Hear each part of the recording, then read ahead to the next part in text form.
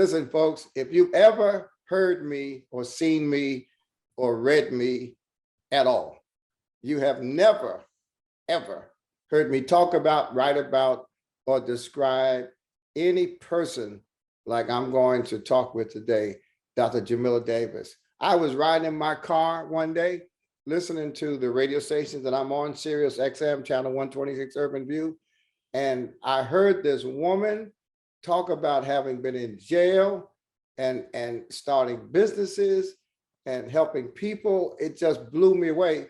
And I kept forgetting to contact Karen Hunter, the host, to connect me with her. And as God would have it, you know, I've got people working on this FINFest project and helping us prepare for today. And wouldn't you know, they said, we want Jamila Davis. I said, I've been looking for Jamila Davis. So Dr. Davis, thank you so much for joining me. How are you doing? What are you up to these days? I am doing well. I am doing well. I've been working hard actually in New Jersey, working to help students transition back to school. You know, after COVID and after them being gone for so long, getting back into the building at times can be challenging. So I've been helping out with that. Right, right. And you have a book. Tell us about your book. Yes, my book is called Built to Outlast the Storm, 12 Points to Turn a Setback into a Major Comeback. Say that again, slowly. 12 points. Yes, my book is Built to Outlast the Storm, the 12 points of turning a setback into a major comeback. What are 2 or 3 of those points? Because we've all had some setbacks. Okay, the first point that you want to have, my focus is my focus, and my focus doesn't change. It's nothing you can do to make my focus rearrange. So when you're going through a certain focus, right? And that's the point. So with my book, I have these points where, you know, you can actually memorize them because they're like jingles, right? And that one is just to stay focused, right? Because I believe that the enemy often comes to distract us. He comes to steal, kill, and destroy. But when you are focused on what your plan is and what your mission is, which is seeing your way through, then you're focused on the end and not the beginning. And that's how you can get through rough circumstances. Okay, now folks, now you know why I needed Jamila Davis today at FinFest, because we're asking you to achieve financial freedom. We're supporting you in your effort to achieve financial freedom, but we can't focus for you. My focus can't help you reach your goals. And you've heard the doctor, she said, if you're going to turn a setback into a comeback, it starts with focus. Let me ask you this question, because we don't have time for all 12, but I'm sure your book is on Amazon. Yes, it is. Okay, so listen, folks, go to Amazon, buy her book, learn the other 11 steps. But tell me about a major setback you had in your life. Well, I guess my most challenging setback was in 2008. I was sentenced to serve 12 and a half years in federal prison for bank fraud. Yes, you heard right, 12 and a half years.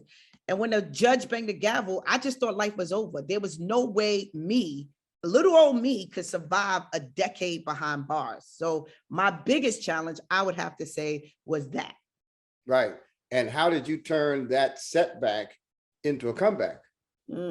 So going back to point 1 in my book, when the storm comes, I need a safety tower. So I reach out to my higher power.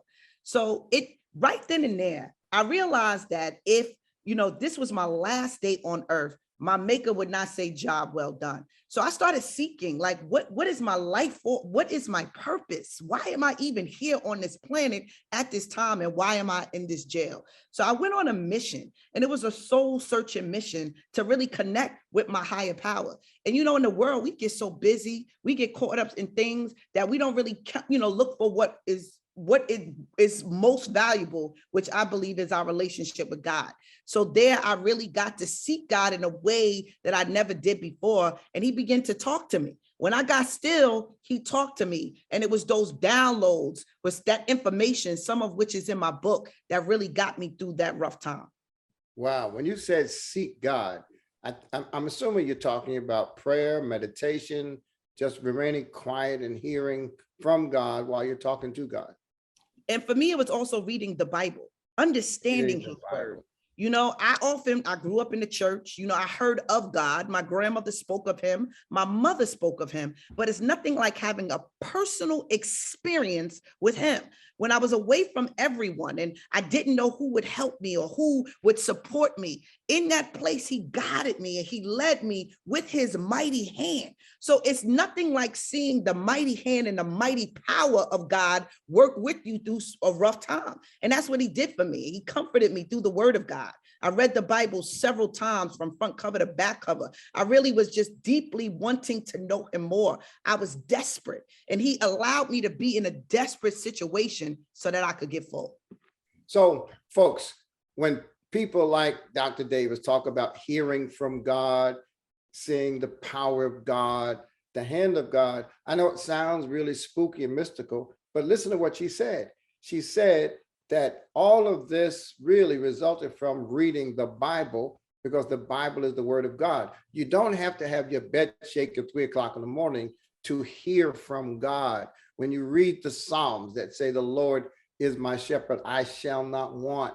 When you read in the Bible, no weapon formed against me can prosper, you get a word from God, and you get it in your mind, but you need it in your heart. So, Dr. Davis, here's what today is about. Today is about helping people get from one level to the next level with their finances. And what encouraged me to understand that I could go from running from bill collectors to actually controlling banks was a verse in the Bible that said that basically God has already made a way out. Whatever situation I was in, whatever situation I get in, that word encourages me to know that there's already a way out. I want you to help us encourage somebody today to take advantage of resources. We have people here that lend money. We have people here that will mentor businesses. We have you here who help people start nonprofits and for-profits. Encourage people to take the step to accept help, because help is available. I'm glad you just said that. The first step with that is faith, believing, right? Nothing can happen without belief. So this was set up for you to believe again. A lot of people don't get into their finances and they're scared about them because they don't believe that they can have wealth and abundance. But what does the word of God say about wealth? He says that we are wealthy, right? We are his children. We were born to have wealth. And how do you get wealth? You start with knowledge, understanding, information. It's information and education that will change your life. So this is all about giving you the fundamental needs that you need to understand what do you have to do. It's simple steps, and you're learning from wealthy people. What better way? You don't have to invent the wheel. You can learn from someone who's doing it. We're doing it, so you can learn from us. So I just want to speak to someone out there that doesn't have hope. I want to tell you today, pick up your bed and walk, because you are going to walk into prosperity and abundance with this. I promise you, I'm motivated, and I'm not broke. I'm not broken, but I just love to see other people who have the same message. You know, you talk about reinventing the wheel. When we created dfree, we decided that we did not need to be financial experts, that God called me and has given me the mission, not of being the expert, but of connecting people to the information, to the resources, and to the experts that already exist. And so my joy is helping people like yourself connect with larger audiences to amplify your message, because everybody I know needs to know you. All of the churches we work with need to know you. If you're the leader of a church and you're meeting Dr. Davis for the first time, I charge you to invite her to your church. Your members will never be the same. Your young people will never be the same after hearing her story. Dr. Davis, as we wrap this up, where are you going? Where should I look for you to be 3 to 5 years from now? What is your goal? Really, my goal is to empower our people through education. So I'm looking to set up in urban areas throughout our country. I want to set up schools, technical schools, places and hubs where the community can feel safe and come and be loved and nurtured and get that information and education that can change their life and bring them prosperity. Wow, schools, education. You know, when we came out of slavery in 1865, and then of course 1867, when we came out of slavery, our number one priority other than God was education. We believed in God and we believed in education. And I think we've lost some of our passion for education. And I'm not just talking about school, I'm talking about knowledge. And not all knowledge comes from school, but all schools should provide knowledge. And so if there's any way we can support you or help you in your efforts to bring these urban knowledge hubs, I'm happy to support you. I'll be praying for you. And I can't thank you enough for being a part of FINFest. This is our first FINFest. Last year, we focused exclusively on debt. This year, we're comprehensively and holistically focusing on finances, and you're part of our history. This is not the last time we'll have you on our platform. So thank you and God bless. Thank you so much for having me. All right.